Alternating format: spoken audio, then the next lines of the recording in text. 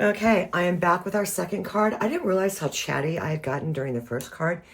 And to, keep this around the 25-minute mark, I went ahead and put together our second. It is so easy that, it just would. I put together our second card. Let's put it that way.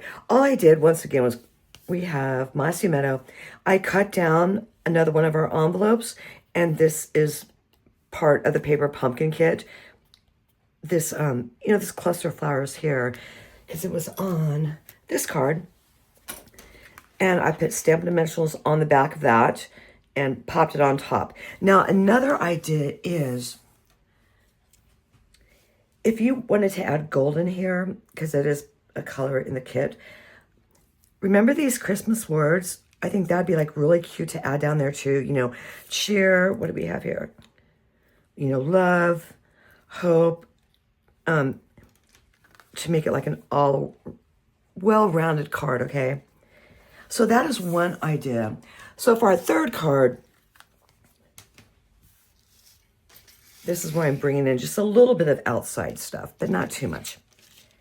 I am using one of our card bases.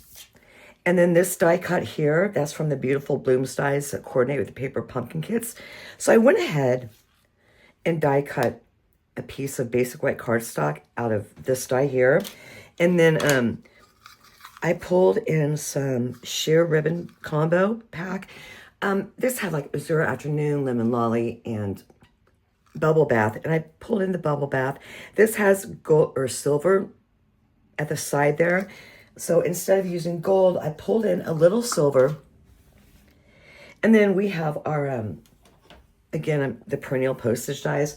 I've been having so much fun with this. I'm going to come back next Wednesday and we're going to do more alternatives because I have just a ton of ideas rolling around big time.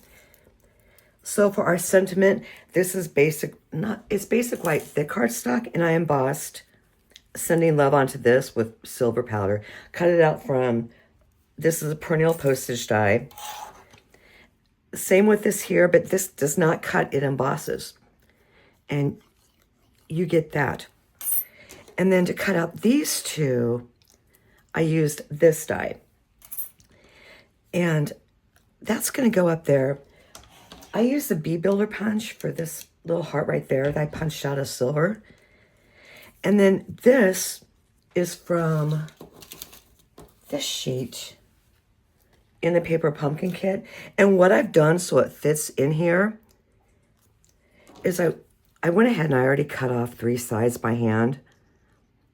And I'm going to do the 4th just right on the outside of that little border there. So that way it fits real nicely into this square here. So this is going to be just pretty much an easy assembly. All I did was stamp one thing, embossed one thing, die cut a couple other things, and punched a thing.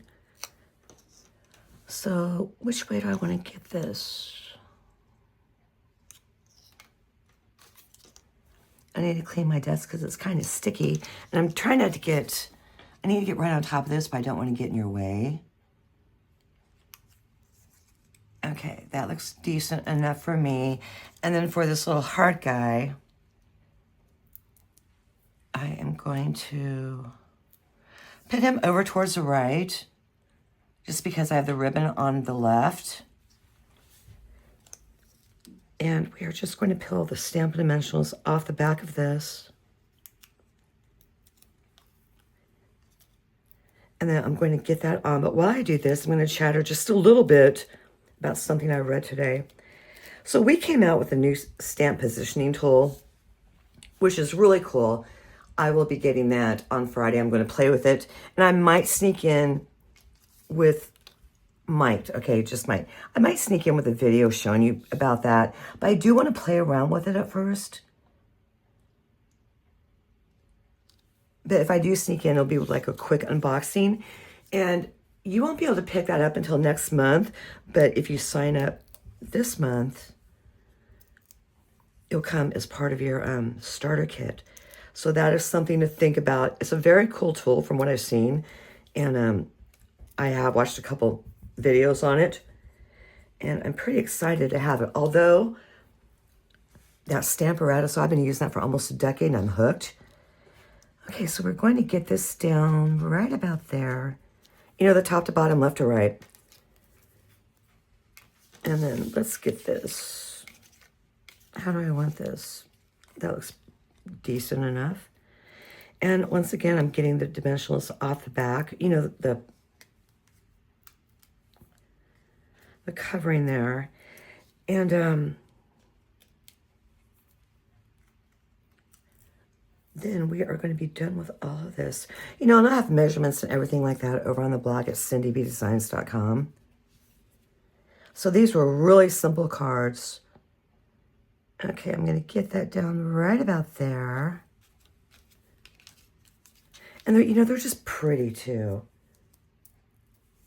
Without bringing in a lot of outside stuff, to tell you the truth, because I try to stay true to the kit as much as I can for those who just order the kit, and then that way that gives them options.